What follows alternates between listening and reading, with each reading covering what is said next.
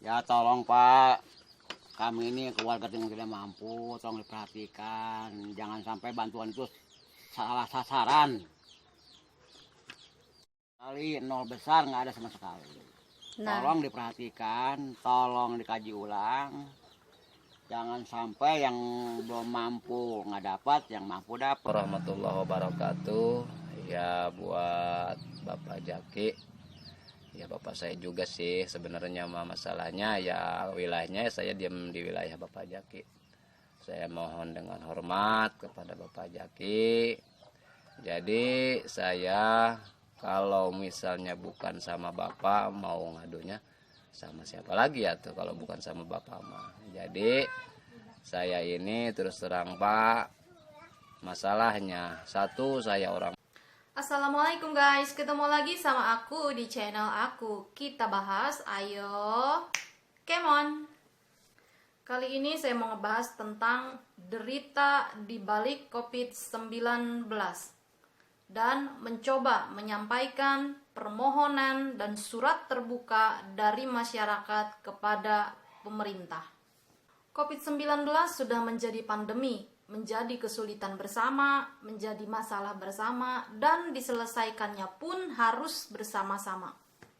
Dalam melawan dan menangani pandemi ini tidak hanya melibatkan satu pihak saja, melainkan berbagai pihak, mulai dari masyarakat, pemerintah, dan tenaga medis.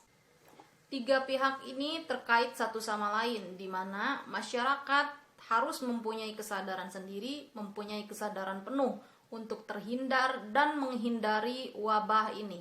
Selanjutnya adalah pemerintah, di mana peran pemerintah adalah memberikan himbauan, mengeluarkan peraturan dan kebijakan, bahkan mengeluarkan larangan dan memberikan bantuan kepada masyarakat. Kemudian setelah pemerintah berperan melakukan perannya, maka balik lagi ke masyarakat.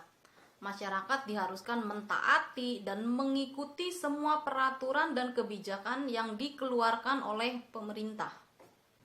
Jika ada masyarakat yang tidak mentaati, yang tidak mematuhi peraturan yang dikeluarkan oleh pemerintah, maka akan ada tindakan dari pihak yang berkoordinasi dengan pemerintah kepada masyarakat tersebut. Salah satu contoh adalah peraturan tentang PSBB. Masyarakat mau tidak mau, suka tidak suka, senang tidak senang, masyarakat harus mentaati dan mengikuti peraturan yang sudah dikeluarkan oleh pemerintah.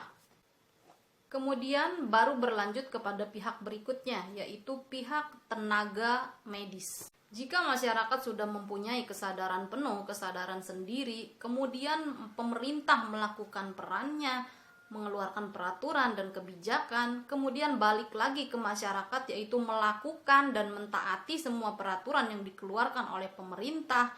Nah, barulah bisa naik kepada pihak selanjutnya, yaitu pihak medis.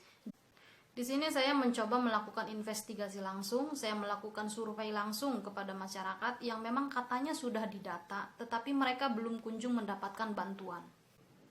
Dan masyarakat yang saya datangi pun itu sesuai dengan kriteria atau kategori yang memang ada di dalam surat edaran dari pemerintah kabupaten. Karena Bapak Ahmed Jaki juga mengatakan bahwasanya jika pendataan itu dilakukan secara jujur dan yang didata juga termasuk kepada kategori yang ada di dalam surat edaran pemerintah kabupaten, maka data tersebut akan diverifikasi oleh pihak pemerintah kabupaten. Satu kampung, dan memang kampung itu tempatnya tuh terpencil, ada di pedalaman, dan Bapak Jaki pernah mengatakan bahwa beliau akan mengirim dinas sosial ataupun meminta bantuan kepada para mahasiswa atau kepada elemen-elemen masyarakat yang memang bisa diajak untuk mengecek langsung, terjun langsung ke lapangan, supaya bantuan yang diturunkan itu tidak menyalahi sasaran atau tepat sasaran.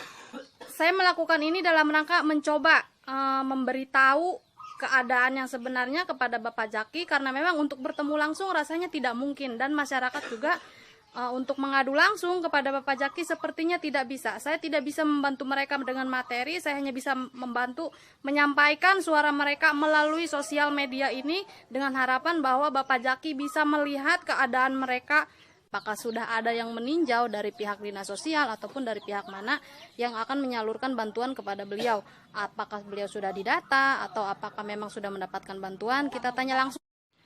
Kurang lebih keadaan rumahnya seperti ini ya.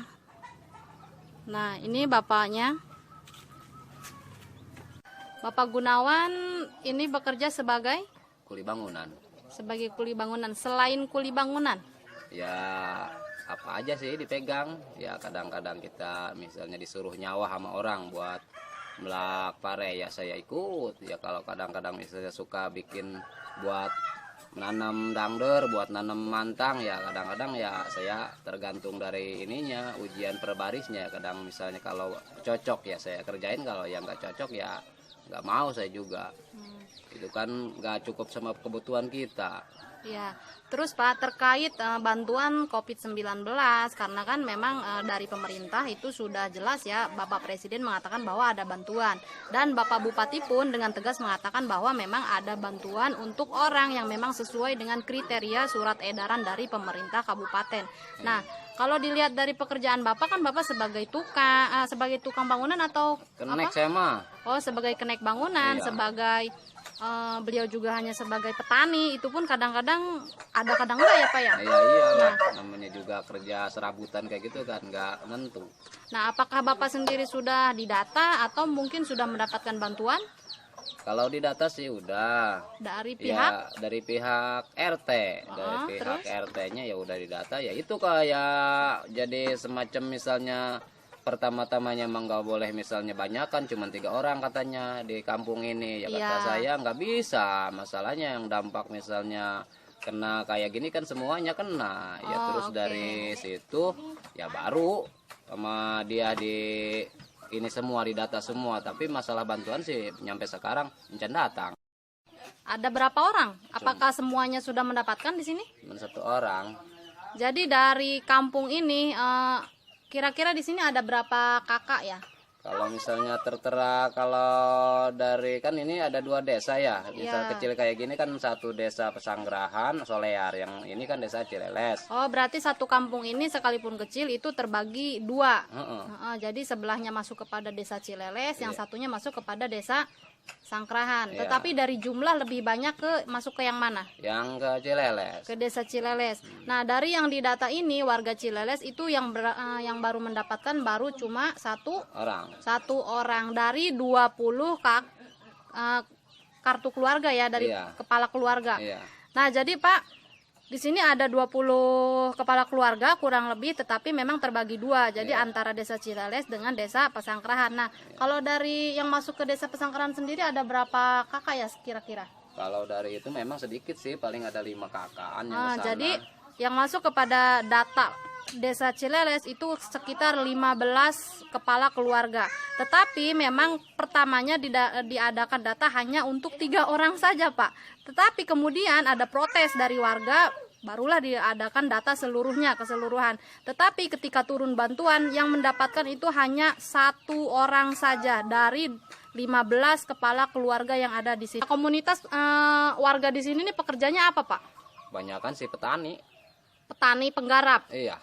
Nah, kalau menurut surat edaran bahwa untuk petani, untuk tukang kuli bangunan itu kan udah positif mendapatkan, dan Iya. memang Bapak Jaki juga mengatakan bahwa Bapak Bupati mengatakan bahwa memang kalau memang dari persyaratan atau dari fakta yang ada itu memenuhi syarat sesuai dengan surat edaran yang dikeluarkan oleh Kabupaten Tangerang, itu akan langsung akan berusaha untuk di ACC. Tapi pada kenyataannya Pak, sampai sekarang mulai dari pendataan pertama sampai sekarang mereka belum sama sekali mendapatkan bantuan dalam jenis apapun ya Pak ya. Belum, boro-boro bantuan, malahan kemarin saya jadi misalnya nggak biasa jualan juga, saya kemarin ikut jualan, saya jual HP buat ngenafkahin anak istri. Sekarang saya juga nggak punya apa-apa, HP udah nggak punya, yang mau dijual lagi nggak punya motor butut juga tuh nggak laku.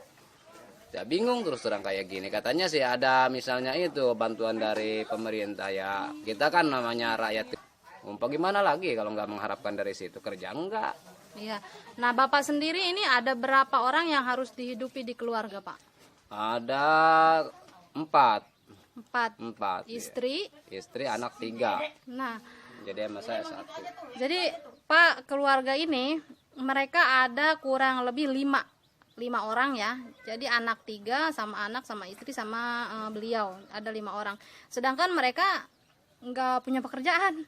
Jadi bertani pun sekarang apakah membuahkan hasil Pak kalau dari bertani? Kalau pertanian sekarang ya belum ada hasil apa ya, nanam timun suri aja kemarin bangkrut ya, hujan terus masalahnya. Terus Pak, untuk bertahan hidup nih Bapak ya, karena bantuan dari pemerintah pun nggak dapet, kemudian bekerja juga enggak, sedangkan ada anak, ada istri yang harus dihidupi, itu bagaimana caranya bertahan hidup Pak? Ya namanya Allah itu kan nggak misalnya ngebeda-bedain rezeki, mau orang misalnya pinter, mau orang bodoh, kan pasti kabehan juga dikasih rezeki. Ya alhamdulillah sih, dari pas semenjak udah 15 hari puasa, kan biasanya suka ada yang mitra-mitra kayak gitu Pak, yang enak, yang kadang-kadang yang mitra, ya kadang-kadang duit, ya kadang-kadang beas, ya apa aja itu sih, ya dari itulah buat menyukupi kebutuhan resiko dapur sih. Oh, jadi kadang dari fitrah itu ya Pak ya? Iya, masalahnya ya biar misalnya saya bukan kiai, tapi di kampung ini ya musola, ya alhamdulillah yang dipercaya sih atau saya yang ngurusinnya gitu. Jadi saya yang dipercaya sama di kampung ini, ya cuman itu mah belas kasihan orang aja sama saya. Oh, jadi teman-teman, Bapak ini selain cuman bekerja sebagai petani, terus beliau juga bekerja ya serabutan, kadang jadi kenek tukang, kadang jadi kuli di sawah. Nah, beliau juga sebenarnya seorang imam musola ya Pak ya. Iya. Nah, jadi kadang-kadang untuk bertahan hidup di tengah-tengah pandemi ini, beliau ya kadang ada yang khawatir mungkin, jadi ada yang ngasih dari masyarakat kepada beliau. Terus ya dari mengandalkan dari fitrah orang-orang, tetapi kan itu nggak bisa berlangsung selamanya ya Pak ya. Atau iyalah namanya juga kan itu mah ada musiman, musim bulan puasa. Kalau atau udah beres puasa mah tuh udahan. Nah, harapan Bapak sebagai masyarakat nih ke Pak Jaki, seandainya Bapak Bupati nih melihat video ini, apa yang mau Bapak sampaikan ke Pak Bupati? Assalamualaikum warahmatullahi wabarakatuh. Ya buat Bapak Jaki, ya bapak saya juga sih sebenarnya masalahnya ya wilayahnya saya diam di wilayah Bapak Jaki. Saya mohon dengan hormat kepada Bapak Jaki. Jadi saya kalau misalnya bukan sama Bapak mau ngadunya sama siapa lagi ya tuh kalau bukan sama Bapak mah. Jadi saya ini terus terang Pak, masalahnya satu saya orang bodoh, saya nggak punya ijazah acan. Mau gawe atau nggak punya ijazah mah tuh nggak bisa.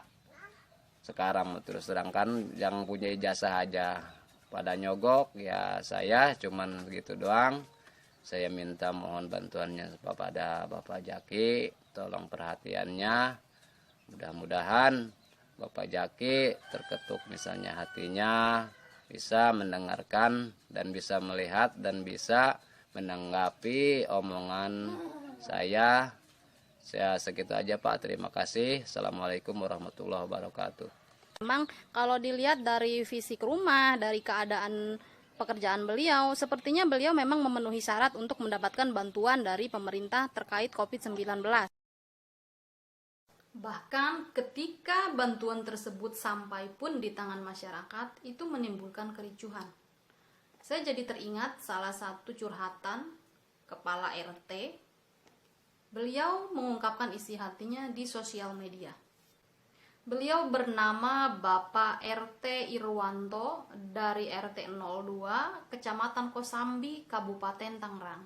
Sampai pada akhirnya curhatan beliau itu viral di media sosial. Dan saya melihat beliau itu diwawancara di salah satu stasiun TV, yaitu iNews. Beliau diwawancara bersama Bapak Ahmed Jaki selaku Bupati Tangerang. Di dalam wawancara tersebut, Bapak Ahmed Jaki mengatakan bahwasanya beliau akan memanggil dinas sosial, memanggil mahasiswa, dan memanggil elemen masyarakat yang memang bisa membantu beliau untuk terjun langsung ke masyarakat, mengecek keadaan yang sebenarnya. melihat kondisi dan memastikan ke setiap rumah yang memang didata oleh RT tersebut agar bantuan yang diturunkan kepada masyarakat itu tepat sasaran.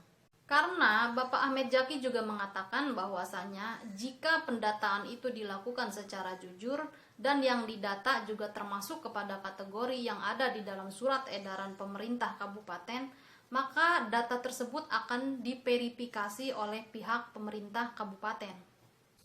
Tetapi kenyataannya yang terjadi di masyarakat tidak seperti itu, Pak. Mereka sudah sesuai dengan kriteria, mereka sudah sesuai dengan kategori yang ada di dalam surat edaran, tapi tetap saja mereka tidak kunjung mendapatkan bantuan. Jika Bapak Irwanto di dalam wawancara mengatakan bahwasanya di RT beliau hanya dikasih 20 kuota atau 20 orang untuk mendapatkan bantuan, maka di sini hanya ada 8 orang yang mendapatkan bantuan. Bahkan hanya ada 7 orang, Pak, yang mendapatkan bantuan. Dan Bapak Bupati juga menjelaskan dengan jelas bahwasanya di jaringan keamanan sosial Kabupaten Tangerang itu hanya memiliki dana sebesar 150 miliar, di mana 150 miliar itu dibagi menjadi 3 bulan. Satu bulannya itu 50 miliar dianggarkan, dan jika dibagi dan dihitung per kakak, maka hanya akan terbagi 8.333 kakak saja yang akan kebagian dana sebesar Rp600.000 tersebut.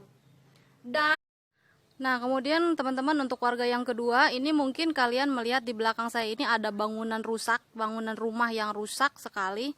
Tetapi di balik bangunan rusak ini sebenarnya itu ada kehidupan. Bahkan ada 2 kepala keluarga yang hidup di balik bangunan rusak ini. Nah, ini adalah bangunannya. Saya akan mengajak kalian untuk langsung ke lokasi yang masih bisa mereka gunakan untuk hidup.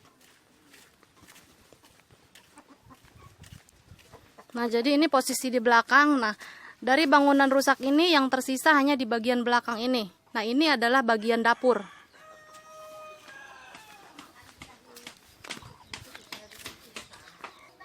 Jadi, nah, di kesini terus. Nah, ini bagian belakang rumah yang tadi ya, yang tadi hancur itu. Nah, kurang lebih ini bagian belakang tadi. Kalau kalian lihat tadi bagian depannya, nah ini bagian belakangnya yang mereka gunakan sebagai tempat tinggal. Nah, teman-teman, saya mencoba mau bertanya langsung kepada si pemilik rumah, yaitu yang berstatus sebagai kepala keluarga di rumah yang tadi saya shoot itu ya. Nah, dengan Bapak siapa, Pak? Sanudin. Nah, Bapak Sanudin.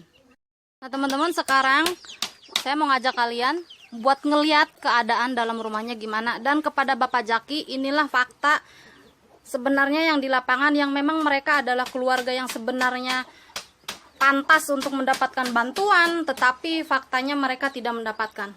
Nah, ini adalah dalam ruangan tadi ya, di mana dapur dijadikan sebagai tempat tinggal mereka, dan ini ada 2 kepala keluarga, yaitu yang pertama, dapur ini dibagi menjadi 3 ruangan. Jadi ruangan yang sebelah sini adalah kamar yang dijadikan oleh anaknya yang sudah berkeluarga, mempunyai anak 1, dan di kamar sebelah sini ini digunakan oleh ayah dan ibunya yang juga mempunyai anak 1. Nah, dan di bagian sini di tengah, nah ini mereka fungsikan sebagai ruang buat nonton TV, dan di sebelah sini juga mereka jadikan sebagai dapur. Di sini ada rak piring. Nah, Bapak Sanudin ini sehari-hari pekerjaannya sebagai apa, Pak? Ya, apa aja, kula-kuling, sawah orang gitu, lumayan lah buat makan. Nah, terkait COVID-19 ini, Pak, kan banyak dikeluhkan oleh masyarakat ya. Betul. Dari yang bekerja diliburkan, kemudian yang berjualan pun tidak bisa. Nah, Bapak sendiri semenjak terkena dampak dari COVID-19 ini, yang Bapak rasakan apa, Pak? Sangat susah sekali, usaha udah susah, segala macet. Jadi kami cuman ya sebegini aja, bikin kandang ayam, begini. Habis nggak ada kerjaan yang lain, punya penghasilan. Nah, terkait bantuan yang akan diberikan oleh pemerintah kepada warga-warga yang tidak mampu, katanya itu pun dikatakan oleh Bapak Presiden, dikatakan juga oleh Bapak Bupati bahwa akan memberikan bantuan kepada orang-orang yang memang terdampak COVID-19. Untuk Bapak sendiri, apakah ini sudah ada pendataan, apa mungkin sudah mendapatkan bantuan atau bagaimana, Pak? Data sudah, surat kartu keluarga sudah diserahkan, KTP sudah diserahkan. Nyatanya sekarang ini nih nggak ada sama sekali, 1 liter pun nggak ada sampai ke sini.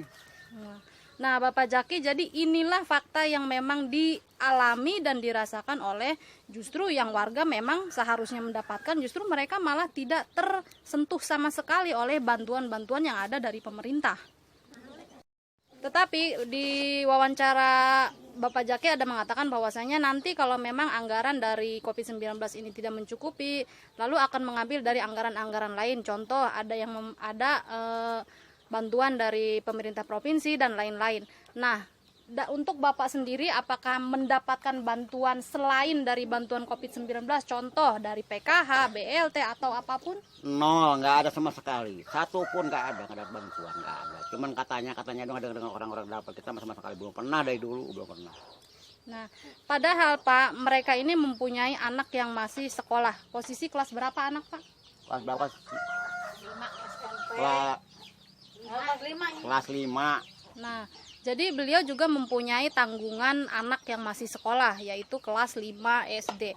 Dan ada satu istri. Kemudian yang tadi saya shoot adalah bagian rumah yang hancur, kemudian mereka tinggal di bagian dapur. Nah, mereka itu hidup dengan 2 keluarga. Jadi anaknya yang satu sudah berkeluarga, mereka bagi tempat dalam ruangan yang begitu sempit. Nah, yang katanya warga yang memang termasuk kepada surat edaran yang ada di pemerintah kabupaten akan mendapatkan bantuan, nyatanya mereka yang jelas-jelas sudah memenuhi syarat untuk mendapatkan bantuan dari pemerintah, ternyata sampai sekarang belum mendapatkan juga ya Pak, dalam bentuk apapun. Belum apapun. Nah, jadi seperti inilah Pak Jaki faktanya. Jadi mereka bahkan belum mendapatkan bantuan dalam jenis apapun, bahkan untuk 1 liter beras aja belum ya Pak? Belum sama sekali. Nah, belum sama sekali. Seandainya Pak video ini disaksikan oleh Bapak Bupati, Bapak Jaki yang terhormat, apa yang ingin Bapak sampaikan kepada Bapak Bupati? Saya, ya tolong Pak, kami ini keluarga yang tidak mampu, tolong diperhatikan, jangan sampai bantuan itu salah sasaran. Kali nol besar nggak ada sama sekali. Nah, Tolong diperhatikan, tolong dikaji ulang. Jangan sampai yang belum mampu nggak dapat, yang mampu dapat. Itulah saran saya. ya, kemudian terkait masalah usaha yang Bapak merasakan susah sekali untuk menjalankan usaha apapun memang tidak bisa dijalankan ya Pak? Sama sekali, saya sudah di Jakarta kaki 5, tapi nyatanya tiap gang kan di portal semua. Jangan-jangan untuk usaha, lewat aja udah nggak bisa. Oh, jadi awalnya Bapak bekerja di Jakarta sebagai? Ya, dagang kecil-kecilan. Nah, jadi Bapak Bupati sebelumnya beliau adalah bekerja di Jakarta, tetapi karena di Jakarta pun sudah dilakukan yang namanya PSBB, tidak bisa berkutik ke sana kemari, kemudian beliau memutuskan untuk pulang dan beliau kehilangan mata pencaharian, betul ya Pak? Betul banget. Nah, jadi selama beliau di kampung ini kan ada keluarga yang harus dihidupi, ada keluarga yang harus ditanggung, tetapi mata pencaharian mereka pun hilang sama sekali ya Pak? Ya sama sekali, kami cuma kulak-kulit di sawah aja gitu. 3 liter dapat buat makan.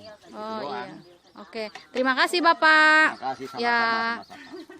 Supaya disampaikan kepada semua keluarga, baik adik-adik yang beraktivitas, yang olahraga hari Senin sudah tidak boleh ada, karena hari Senin aparat TNI Polri gabungan dengan Pemda dengan Satpol yang hari ini kita turun sedikit. Mulai besok hari Senin itu turun lebih banyak dan akan jalan dengan rotan.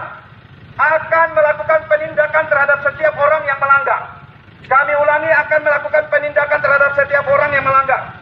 Mulai hari Senin semua aktivitas, roda 2, roda 4, ruko-ruko, warung-warung makan, bengkel dan sebagainya, semuanya akan ditutup jam 2 siang. Mau pangkalan ojek, mau motor ojek, mau motor pribadi, siapapun dia. Anak-anak muda yang berkeliaran tanpa kepentingan di luar akan dirotan tulang belakang. Tolong disampaikan supaya semuanya tinggal di rumah. Hari Senin batas jam 2 siang. Yang boleh beraktivitas adalah tim medis dan juga aparat TNI Polri yang melaksanakan tugas untuk melayani warga masyarakat. Dan kendaraan-kendaraan khusus yang diberi tanda oleh pemerintah daerah, dalam hal ini Satgas COVID-19. Oleh karena itu, bagi saudara-saudara yang sedang beraktivitas di luar rumah, tolong disampaikan hari Senin tidak ada lagi yang boleh lewat dari jam 2 siang. Kalau tidak mau dirotan sama aparat gabungan, kami mohon kembali dan tinggal di rumah. Jam 2 siang tidak boleh ada motor maupun siapapun yang ada di jalan raya. Tolong disampaikan. Ketika masyarakat, pemerintah, dan masyarakat tidak berjalan dengan baik, maka yang akan terkuras habis tenaga dan pikirannya adalah pihak keempat, yaitu pihak tenaga medis. Seperti yang dikatakan oleh Dr. Tirta, bahwasanya untuk saat ini yang menjadi garda terdepan, yang menjadi barisan terdepan itu adalah masyarakat. Pertanyaannya adalah, sampai kapan masyarakat ini akan mampu bertahan menjadi garda terdepan? Akan mampu mengikuti semua peraturan dan kebijakan yang dikeluarkan oleh pemerintah, salah satunya adalah PSBB, social distancing, dan berdiam diri di rumah. Saat ini saja yang katanya masyarakat yang menjadi garda terdepan itu, mereka sedang kebingungan bagaimana caranya mereka bisa bertahan hidup di tengah-tengah pandemi ini. Mereka sedang mengalami kesusahan, mereka sedang mengalami beban ekonomi yang sangat berat. Mereka kehilangan pekerjaan, kehilangan mata pencaharian, bahkan kehilangan perusahaan. Jangankan memikirkan untuk melamar lagi kepada perusahaan yang lain. Untuk menjadi seorang pengemis saja, mereka tidak bisa. Sedangkan di rumah mereka ada keluarga yang harus mereka hidupi. Dan satu-satunya harapan hidup mereka yaitu bantuan dari pemerintah yang diberikan untuk mereka, itu pun belum kunjung mereka dapatkan. Hanya sebagian kecil saja yang sudah mendapatkan, dan sebagian besarnya masih ada di dalam kebingungan, kesusahan, dan kesulitan ekonomi.